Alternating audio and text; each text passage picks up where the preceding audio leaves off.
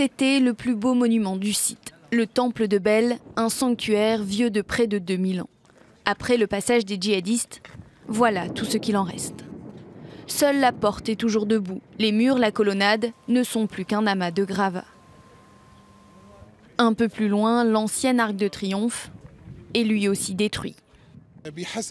D'après les estimations des spécialistes, les dommages s'élèvent à environ 30% du site. Autre victime de l'organisation de l'État islamique, le temple de Balchamin, dynamité en août 2015. Dans le musée national, les destructions se comptent par dizaines. Les bustes de femmes sont à terre, les portraits mutilés et les statues en morceaux. Avant l'arrivée des djihadistes, 400 pièces avaient été mises à l'abri. Pour le directeur des antiquités syriennes, tout n'est donc pas perdu. Et selon lui, les sculptures détruites pourront être restaurées.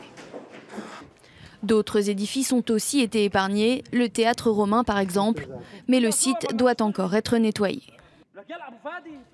Avant que les djihadistes aient quitté la ville, ils ont installé des explosifs et des mines dans la plupart des sites archéologiques.